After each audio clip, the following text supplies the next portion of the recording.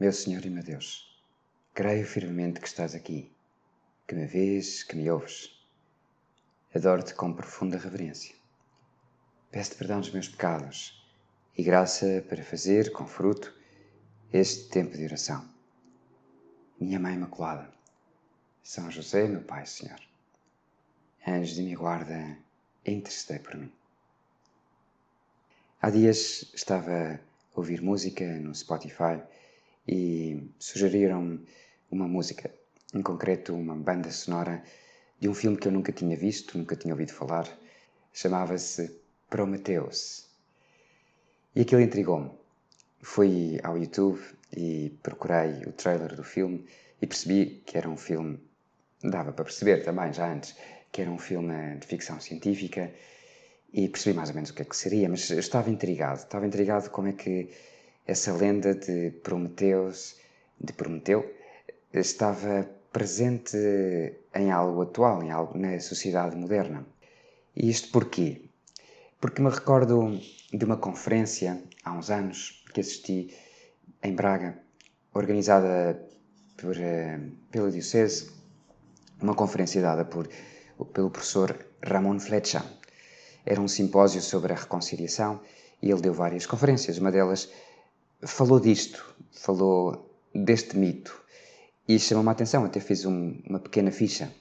Porque ele contou que tinha ido a Nova Iorque um certo dia, talvez para algumas conferências, por algumas razões. O certo é que depois foi visitar a cidade e estava ali, e ele coloca ali assim um bocadinho o contexto, né? Estar na cidade onde estão as grandes cadeias da televisão, a CNN, aquelas que mandam no mundo, aqueles que dizem aquilo que todos nós temos de pensar.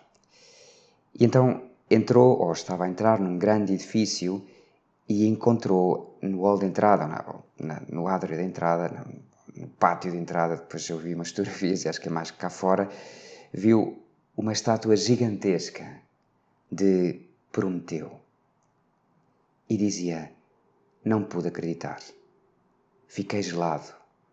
Frio. Eu não estava a perceber, não me lembrava bem do mito e ele percebeu que muitos precisavam. Então ele contou a história de Prometeu, um titã que, depois de olhar para a criação e ao ver não sei se chama criação na mitologia grega. O certo é que os animais estavam todos apetrechados com garras, com instinto, com visões especiais e o homem estava muito pouco dotado e, portanto, este titã teve pena dos homens. E então subiu aos céus e roubou o fogo dos deuses para o dar aos homens.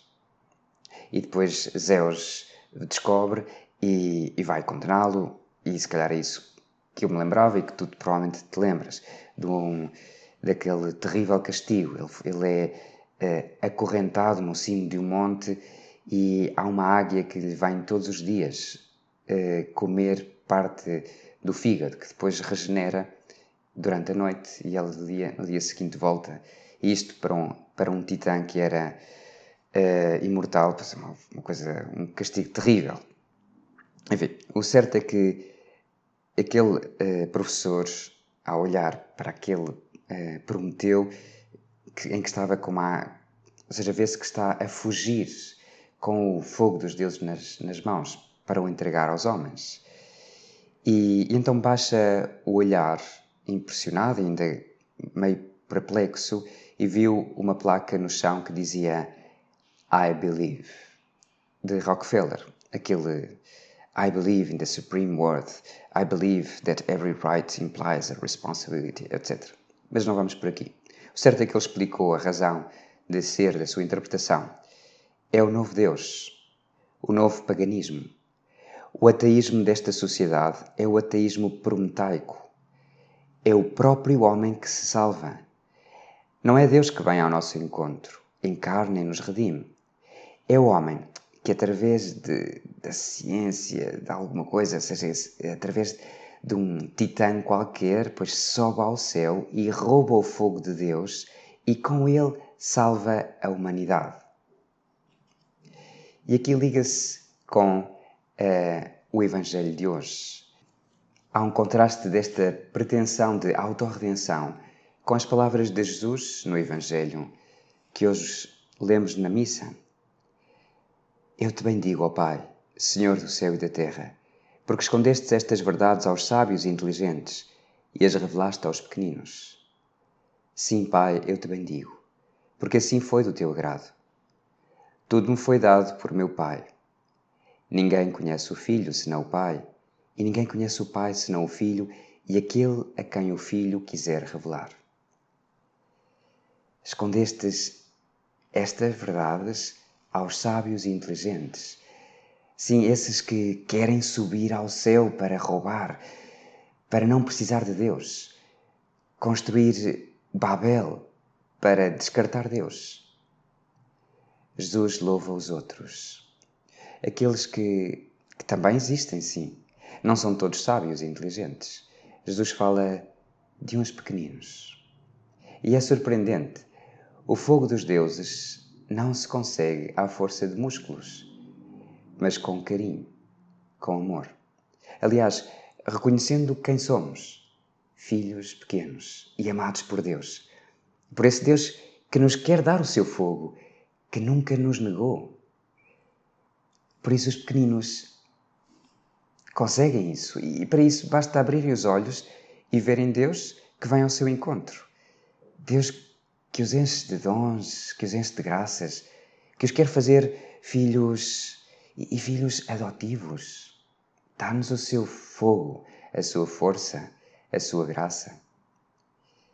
Ser pequeno, dar-se conta de quem somos diante de Deus, torna-nos grandes, torna-nos fortes. Porque precisamente nessa fraqueza estendemos a mão para ti, Senhor, para ti, Jesus, e tu nunca nos deixas. Ajudas-nos, dás-nos tudo o que recebeste do Pai. Envias o Espírito Santo, que de dentro nos guia, nos mostra o caminho e os caminhos falsos também, que levam a precipícios, a matagais cheios de espinhos, a contradições, e que nos faz compreender a beleza desse caminho, a meta, e nos dá uma paz tremenda, incrível. Este ano dediquei-me a tentar mostrar de forma mais gráfica os dons do Espírito Santo, àqueles que se preparavam para o Crisma. E é muito bonito ver tudo isto aqui até concentrado nas palavras de Jesus, nestas verdades que os pequeninos conseguem descobrir. Nós, para vivermos em paz, para vivermos serenos, para confiantes, precisamos de ter respostas para as nossas perguntas, para as perguntas fundamentais da vida.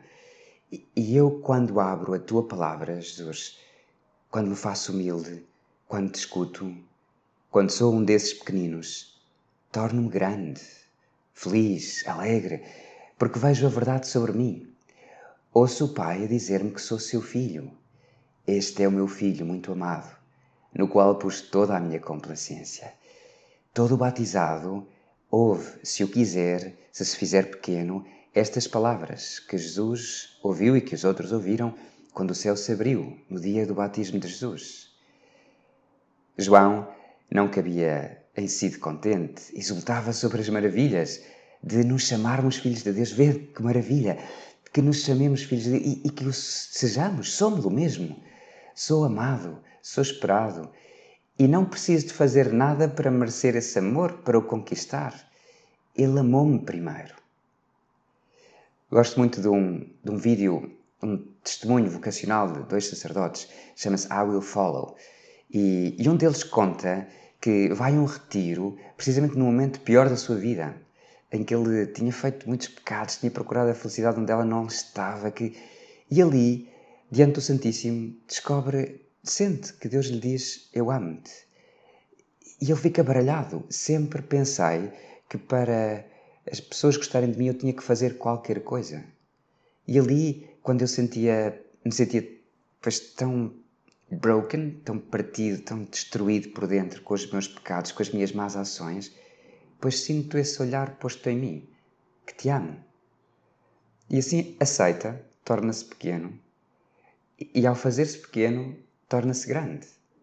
Recebeu realmente Não o fogo dos deuses, mas o verdadeiro fogo de Deus, o Espírito Santo, que o ungiu. E Jesus abençoa através dele agora. Maria sempre se viu assim, pequenina diante de Deus. E que grande era! Não te alegra imaginar Jesus a bendizer o Pai ao contemplar a sua mãe? Eu te bendigo, ó Pai, pensando em Maria, na sua mãe.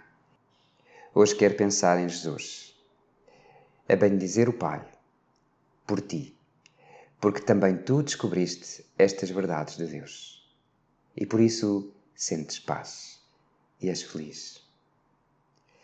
Dou-te graças, meu Deus, pelos bons propósitos, afetos e inspirações que me comunicaste nesta meditação. Peço-te ajuda para os pôr em prática. Minha Mãe Imaculada, São José, meu Pai, Senhor, anjos de minha guarda, intercedei por mim.